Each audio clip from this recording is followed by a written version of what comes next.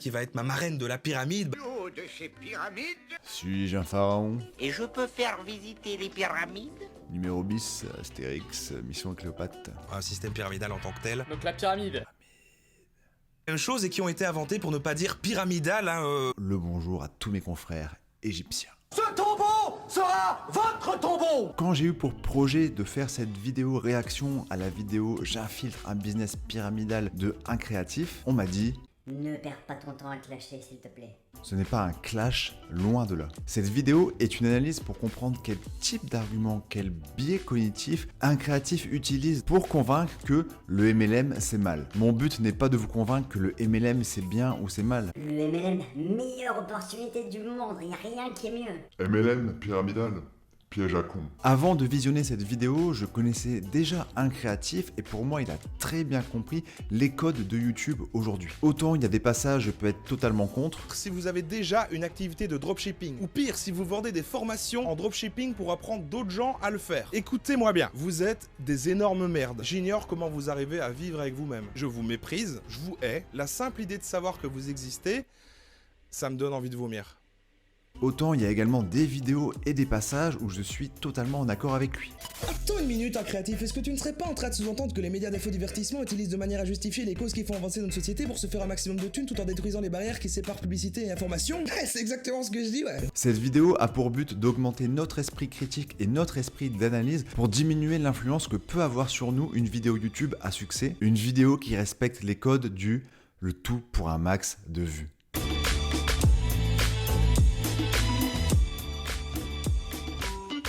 Pour préparer cette vidéo, j'ai abandonné ma véritable identité pour devenir Simon. Comme trop de gens, la situation financière de Simon est de plus en plus instable. En fait, ce qu'il faudrait à Simon, ce serait qu'un de ses proches lui parle d'une opportunité. Cette opportunité, d'opportunité, opportunité, l'opportunité. Il marque un point par rapport à ça, c'est vrai. Souvent en marketing de réseau, les gens sont formés et ils ne doivent pas dire le mot marketing de réseau, MLM, marketing relationnel, avant la présentation Zoom. Et il y a souvent le mot opportunité, présentation d'affaires, donc très drôle. On a tous connu au moins une fois quelqu'un dans notre entourage qui nous a proposé une opportunité. Dans cette vidéo, je vais répondre oui à ce genre d'opportunité pour que vous puissiez voir quand et pourquoi il faut répondre non à ce genre d'opportunité. Dès le début de notre vidéo, un créatif cadre notre futur jugement avec déjà un avis tranché. Pourquoi il faut dire non à ce genre d'opportunité? On a déjà la réponse, on a déjà la conclusion de son enquête au bout de seulement 37 secondes de vidéo. Cela s'appelle un biais de cadrage. Dès le début, on donne des éléments qui vont influencer tout le reste du discours. Par exemple, si je suis invité à une soirée et que je veux introduire un pote, je pourrais l'introduire de deux façons différentes. Tu verras, franchement, ce mec, il est trop drôle. Ouais, je peux venir avec un pote? Bon, il a un humour un peu bizarre, c'est pas le mec le plus drôle, mais ça va, il est sympa, tu vois. Par rapport aux deux scénarios, cela va influencer vos premières impressions et donc potentiellement l'avis que vous allez vous faire sur cette personne. Et tout ça, c'est par rapport au cadrage. Plonger dans le monde fabuleux du MLM, du multi-level marketing, de la vente multiniveau, du marketing relationnel, du network marketing, du marketing de réseau, et de plein d'autres termes qui veulent dire la même chose et qui ont été inventés pour ne pas dire pyramidal, parce qu'aujourd'hui, on associe ça à une escroquerie. Alors, il y a plusieurs choses dans ce qu'il dit. Tous les termes qu'on a vus avant, effectivement, veulent dire plus ou moins la même chose. Par contre, ça fait des dizaines d'années qu'il y a des différences entre le système pyramidal illégal et le marketing de réseau légal. Par contre, ce qui est vrai, ce qui contribue à la mauvaise réputation du marketing de réseau,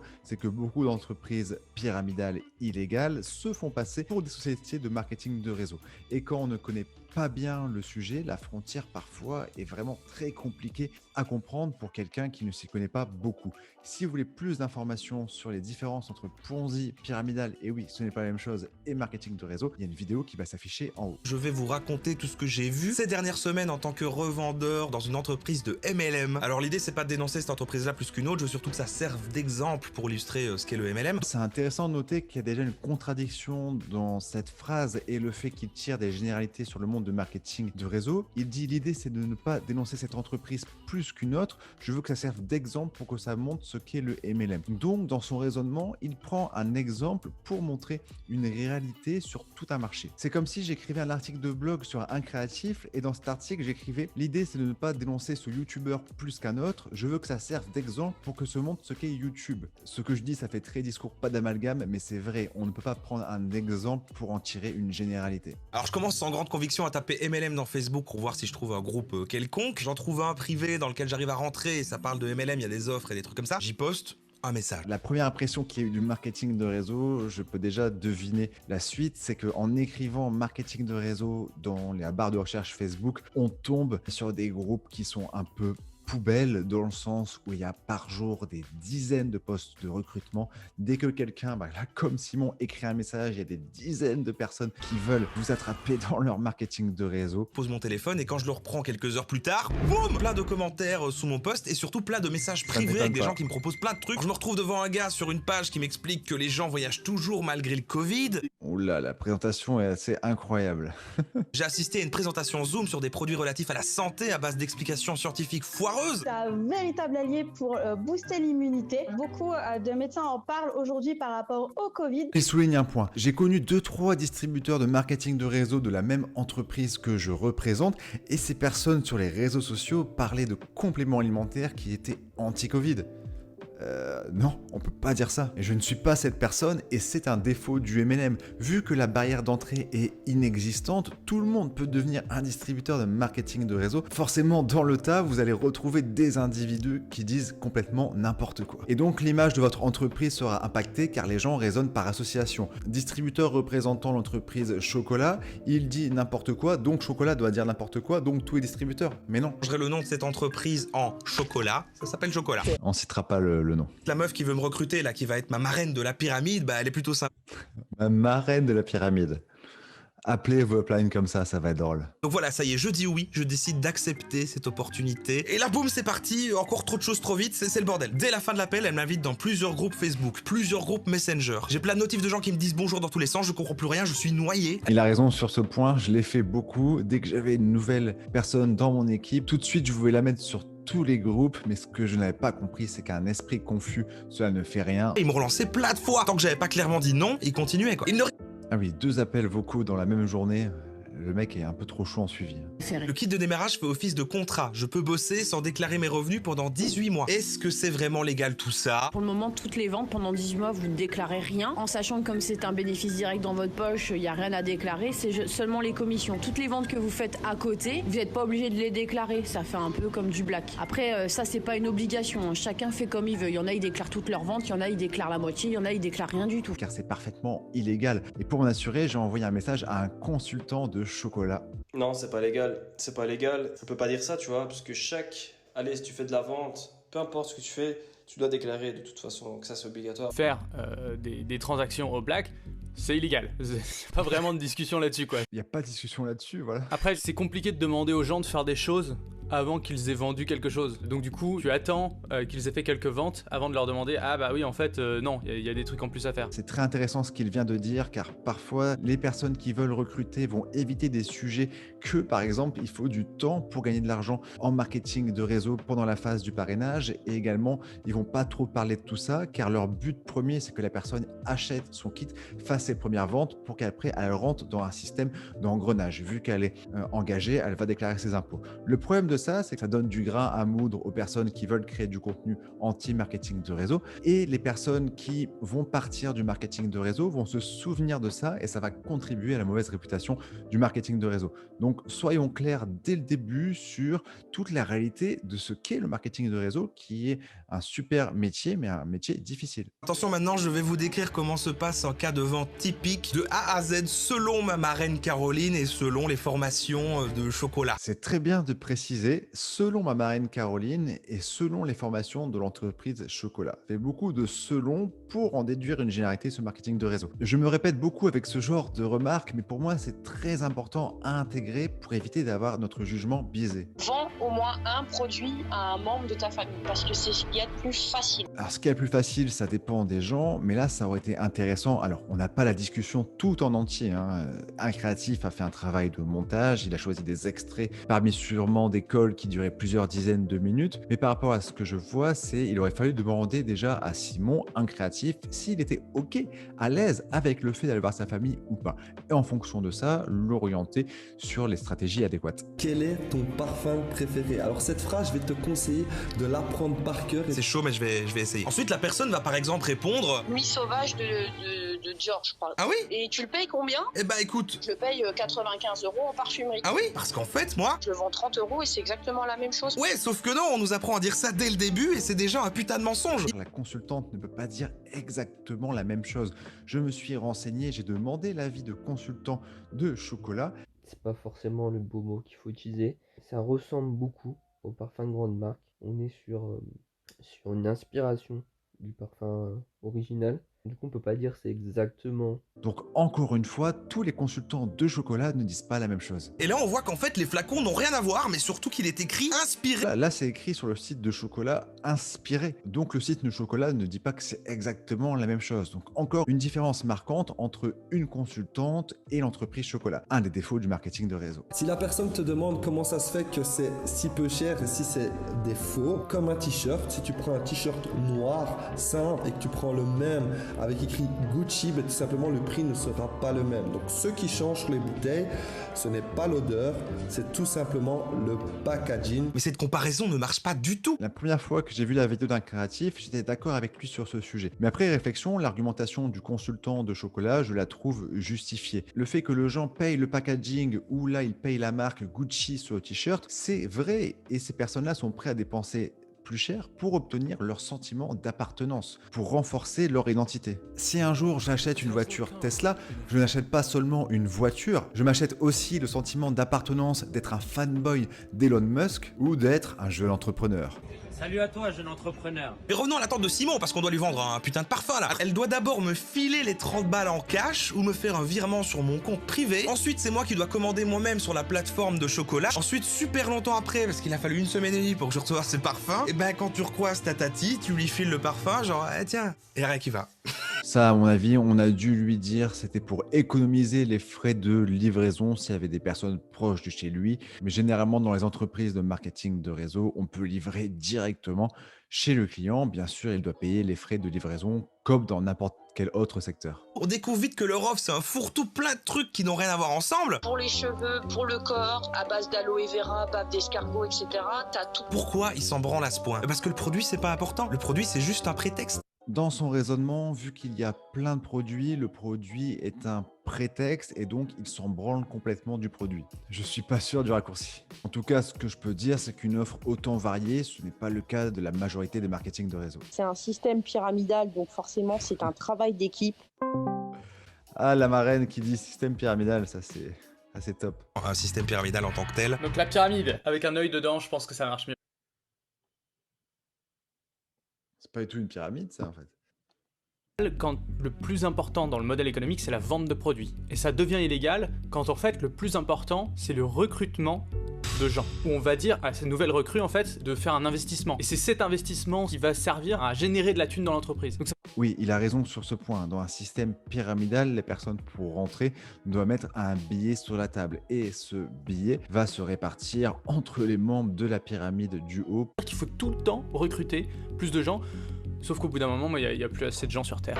Bah oui, parce que dans un système pyramidal, il faut rentrer avec une mise, alors que dans le système de marketing de réseau, la richesse se crée car les personnes achètent un produit ou un service qu'elles vont consommer. Elles ne vont pas investir pour rentrer dans un business model, elles vont payer pour avoir des produits. Toutes les pratiques légales, c'est fait pour éviter ce système pyramidal. Toutes les pratiques légales, c'est fait pour éviter ce système pyramidal. Donc, si chocolat est légal, le titre de la vidéo d'un créatif, j'invite un business pyramidal, est erroné.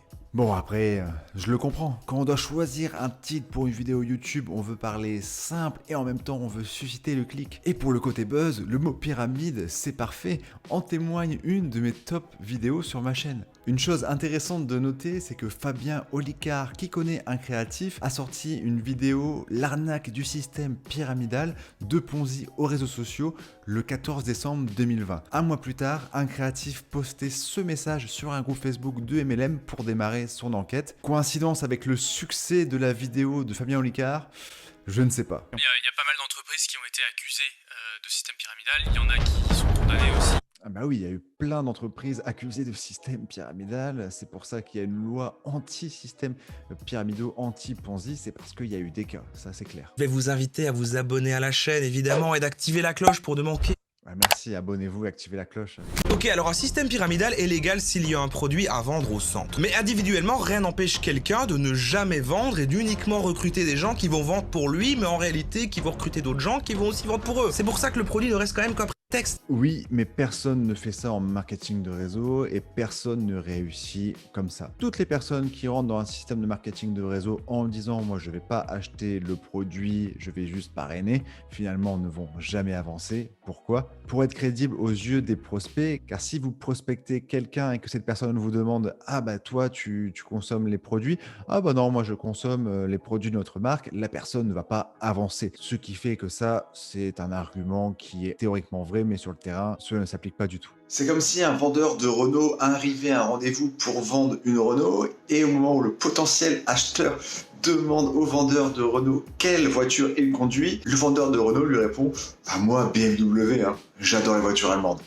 Pas crédible et n'inspire pas confiance. Avant tout, l'important c'est d'être vite prêt à pouvoir recruter soi-même des gens plus que devenir un bon vendeur des produits. Exactement. Plus ton équipe est grande, plus tu es susceptible de gagner plus d'argent. Et ces personnes-là arrivent à un moment, elles seront formées, donc elles vont aussi recruter des gens. Et ces gens-là vont aussi recruter des gens. En fait, c'est un système pyramidal si tu préfères. La marraine qui remet ça avec système pyramidal. Oui, c'est vrai, pour gagner plus d'argent sur le moyen et le long terme, le parrainage sera plus efficace. Mais le problème ici, c'est que pour la personne qui ne s'y connaît pas beaucoup, elle voit recrutement en bas à gauche. Pour elle, recrutement, c'est pyramidal comme on l'a vu juste avant. Mais dans le modèle du marketing de réseau, l'action de recruter ou l'action de vendre, d'un point de vue économique, c'est exactement la même, car dans les deux cas, vous allez vendre un produit ou un service, il y aura une création de richesse. Vendre ou recruter, d'un point de vue économique, la personne est un client dans les deux cas. Les personnes que vous recrutez sont des clients. Mais surtout, il dit tout simplement. Tout simplement, simplement, simplement, simplement, simplement, simplement, le simplement, le simple. Ça, c'est le côté humoristique, caricatural de sa chaîne. Il s'est toujours moqué des personnes qui l'attaquaient. Un créatif, là, est dans son personnage. Et la compétence à adopter, c'est quoi?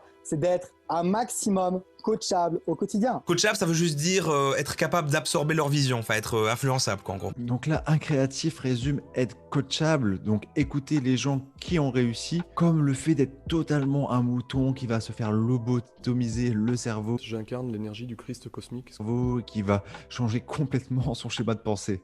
C'est un peu extrême. Culture semblable à celle des infopreneurs, hein, des vendeurs de formation en ligne, qui brassent du vent avec des notions de développement personnel. Qui brassent du vent avec des notions de développement personnel. Ah, il est très clivant, il est bien dans son personnage. Dans ces vidéos, le marketeur incréatif voit les choses noir ou blanc, et ça marche. D'un point de vue marketing, il est intéressant d'être polarisant, d'être clivant, d'être très pour des choses et d'être très contre des choses. Cela permet vraiment de créer une tribu avec les gens qui partagent notre vision des choses. Et oui, c'est chiant les mecs comme moi qui disent oui, pas de généralité, c'est un exemple. Non, les gens ne veulent pas ça, ils viennent sur YouTube pour voir de la guerre, pour voir du noir ou du blanc, pas du gris. Un jour je serai le meilleur dresseur. Son propre patron, la liberté financière, penser positivement quoi qu'il arrive, travailler plus dur pour réussir, croire au mérite et surtout évoluer. Ils disent tout le temps évoluer, ils parlent tout le temps d'évoluer. C'est des Pokémon. Je me battrai sans répit. Ah, je veux évoluer, donc je suis un Pokémon. Je ferai tout pour être vainqueur. On a aussi droit à des métaphores incroyables qu'il faut réfléchir sur la vie, comme celle de la voiture par exemple. Est-ce que tu as mis une adresse dans le GPS de ta vie? La métaphore du GPS dans la voiture, un classique.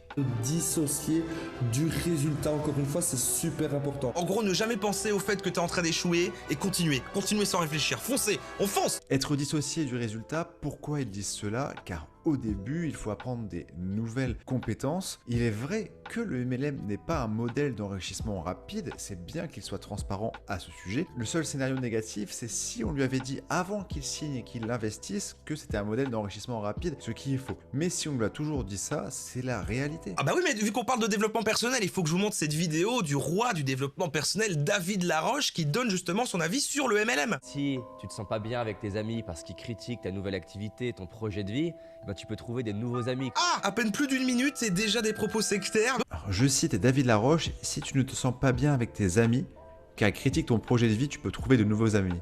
Ça, c'est des propos sectaires.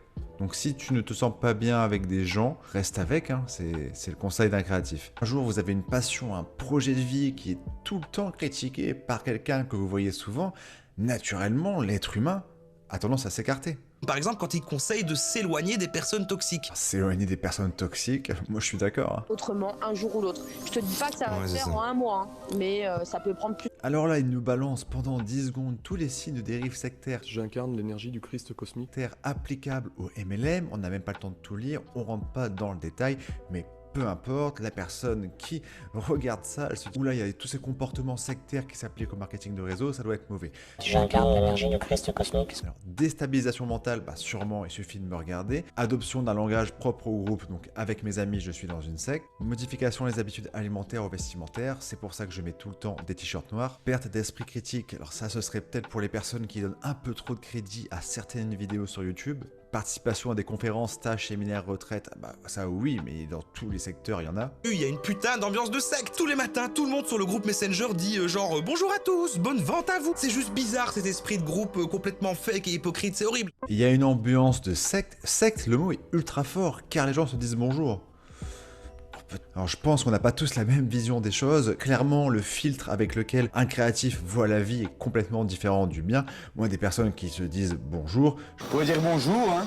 Je me dis que parmi ces personnes, il y a des personnes qui font ça à temps plein et elles ont besoin d'un lien social. Puis petit à petit, on s'est rendu compte que en fait, le problème c'était vraiment plus les dérives sectaires, parce que ça arrive un peu partout, ça arrive dans les églises, dans les familles et puis dans les entreprises. Les dérives sectaires, ça arrive un peu partout, clairement. Ce qui est intéressant vraiment avec le multiniveau aussi, c'est de voir à quel point il y a toujours une notion de croyance dedans. Ce que j'ai vu, c'est qu'il y a pas mal d'associations. Pas mal. De victimes et même d'agences gouvernementales qui justement mettent en garde contre certaines pratiques. Mettent en garde contre certaines pratiques. Le commerce multiniveau qui ressemble pas mal à des dérives sectaires. Qui ressemble pas mal à des dérives sectaires. Même pas mal de pressions qui sont... Pas mal de pressions. Mises sur les gens et qui peuvent parfois aller encore plus loin, voire trop loin. Et qui peuvent parfois aller encore plus loin. C'est marrant toutes ces nuances car à la fin on ne sait pas trop s'il parle de quelques exemples, s'il parle de généralité. Personnellement je fais du marketing de réseau mais je fais la guerre à certaines pratiques dans le marketing de réseau. Deux personnes effectivement qui vont vendre du rêve, qui vont cacher les statistiques, mais je fais du marketing de réseau. Tirez-en la liste que vous voulez. Galère. Simon, complètement dépassé, malgré toutes ses bonnes intentions, se faire cadrer quoi, parce qu'il vend mal. Si t'attends derrière ton ordinateur ou derrière ton téléphone en disant bon tiens j'ai toujours personne qui m'a contacté, mais comment les gens peuvent savoir qu'ils peuvent te contacter s'ils savent pas que tu vends quelque chose? Tu vois? Là, on n'a pas tout le contexte de la discussion. Si un créatif avant s'est plaint qu'il n'avait pas de résultat, qu'il ne gagnait pas d'argent avec chocolat, le discours de la marraine de la pyramide est légitime, car il faut lui rappeler que s'il ne fait pas d'action, il ne gagnera pas d'argent. Par contre, si Simon n'a rien demandé et qu'on lui dit « Simon, pourquoi tu travailles pas ?», là c'est un problème, parce que dans le marketing de réseau, vous n'avez de compte à rendre à personne. Est-ce que tu as travaillé comme moi j'ai travaillé pour avoir les 500 €? Non? Bon du coup voilà. Car j'ai vraiment besoin de pouvoir compter sur mes recrues. Alors ça, ce n'est vraiment pas l'esprit du marketing de réseau. Les uplines, les parrains, les marraines doivent être une ressource pour la personne qu'ils ont parrainée, si et seulement si cette personne veut avancer. Il est submergé. Des réunions Zoom, des proches à prospecter, des formations à suivre, des commandes à faire, des promos à poster sur les réseaux. Ça devient rapidement bien plus chronophage qu'on lui avait promis. Ça devient plus rapidement chronophage que ce qu'on lui avait promis. D'où l'intérêt d'être totalement transparent avant que la personne démarre le MLM. Des personnes qui sont là juste pour 1 mois ou 2 mois ou 3 mois, je vous dis cash, vous n'êtes pas à la bonne place. Il faut 1 an pour commencer à avoir du résultat. Ce discours a le mérite d'être transparent, c'est vraiment un nouveau métier. C'est compliqué pour les personnes qui ont toujours été salariés, qui ont toujours échangé leur temps contre de l'argent, de se dire qu'au début on ne gagne pas grand chose. Car le fait d'être payé dans le salariat est à l'opposé d'être payé dans un secteur entrepreneur où vous êtes payé sur vos résultats. Et des personnes resteront toujours dans le modèle échanger du temps contre de l'argent et parfois il y en a beaucoup qui n'arrivent pas à faire le switch. L'air de gagner beaucoup d'argent, parce qu'en réalité une grande majorité ne fait pas du tout d'argent. Statistiquement il a raison, une majorité des personnes ne gagneront pas d'argent avec le marketing de réseau, mais il faut remettre ces chiffres dans le contexte. La première raison, c'est qu'il y a beaucoup de personnes qui deviennent distributeurs au niveau de l'État, au niveau des statistiques, mais elles ne le font que pour avoir les produits à tarif réduit. Dans mon organisation, j'ai des personnes qui sont au niveau de la loi de distributeur, donc dans les statistiques, mais qui n'ont jamais fait une action pour gagner de l'argent. C'est juste des clients fidèles. Qu'il n'y a aucune barrière à l'entrée. En un clic, en 3 secondes, vous pouvez devenir distributeur et donc rentrer dans les statistiques. Il y a peu d'investissement, donc abondant plus fort probable que si gros investissement. Et oui, si quelqu'un veut ouvrir un restaurant par exemple, elle va faire un emprunt à la banque, elle va investir du temps, elle va investir de l'argent et donc forcément elle va être motivée à assurer sa présence au restaurant. Alors que dans le MLM, vous pouvez arrêter du jour au lendemain, c'est pas grave. L'autre explication, c'est qu'il y a peu de méthodes de prospection adaptées à la personnalité des personnes. Beaucoup de gens n'aiment pas prospecter leurs proches, leur famille, leurs amis. Mais plus les gens recrutent, plus ils créent de la concurrence entre eux-mêmes. Mais ça, c'est dans tout domaine. Sur YouTube, par exemple, plus il y a de YouTubeurs, plus il y a de concurrence. Dans le MLM, le taux de réussite, il est bien plus bas que dans tous les autres types de business. On est face à un gros biais du survivant, on a tous les leaders du haut de la pyramide qui sont là à des séminaires à raconter à toutes les nouvelles recrues qui vont devenir comme eux et tout, alors que non, ils resteront en bas de la pyramide. Le biais du survivant, c'est quand quelque chose est mis en valeur et donc quand les personnes regardent ça de l'extérieur, elles ne vont regarder que le survivant et donc elles vont surestimer leurs chances de survie car elles n'ont pas conscience des personnes qui n'ont pas survécu. C'est le biais du survivant. Et ça, c'est vrai, c'est présent logiquement en marketing de réseau. D'ailleurs, un créatif s'y connaît bien en biais cognitif. Dommage qu'il ne parle pas plus du biais de négativité qui fait le succès de sa chaîne.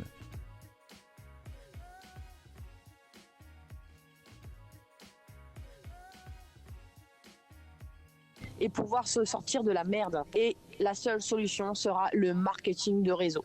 La seule solution sera le marketing de réseau. Rejoignez-moi. J'incarne l'énergie du Christ cosmique. Si vous avez un proche dans cette situation, eh ben le mieux c'est de le soutenir de la meilleure façon que vous pouvez. Si vous avez un proche qui fait du marketing de réseau, il sous-entend que vous devez envoyer un mail à l'Union nationale des associations de défense des familles et de l'individu victime de sectes. Waouh. Malheureusement, je n'ai pas encore eu de réponse, mais j'ai envoyé un mail à cette adresse disant que j'avais un proche qui faisait du marketing de réseau, secours, aidez-moi association, j'attends le retour. Comment tu vas conclure tout ça? Comme d'habitude, attention, généralité. Sensibiliser, c'est bien, il y a des choses objectivement fausses, comme c'est exactement le même produit et pas besoin de déclarer les 18 premiers mois. Vous allez dire que je me répète, oui, mais je le redis, c'est dommage d'attribuer ce comportement à tous les distributeurs de chocolat et à tous les représentants du marketing de réseau. Merde. Si vous voulez en savoir plus sur les codes marketing qu'utilise un créatif sur sa chaîne YouTube, je vous recommande fortement la vidéo de Yann Leonardi à ce sujet, une pépite. Une pépite.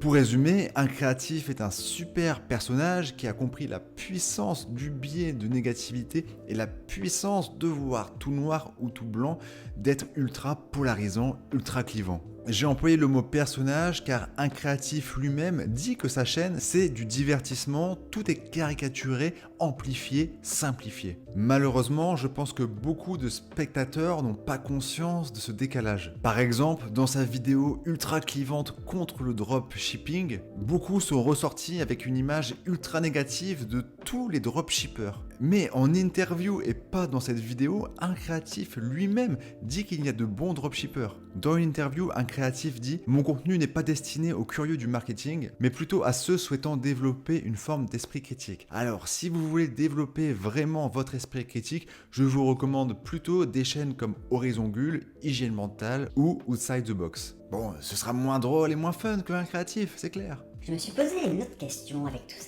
Un créatif est libre de faire les vidéos qu'il veut, c'est la magie de YouTube. Mais est-ce que ce type de contenu caricatural qui attaque violemment toute une industrie représentée légalement par la Fédération de la vente directe mérite d'être financé en partie par un organisme public, le CNC, à hauteur de 50 000 €? Ces 50 000 € venant en partie de l'argent du contribuable.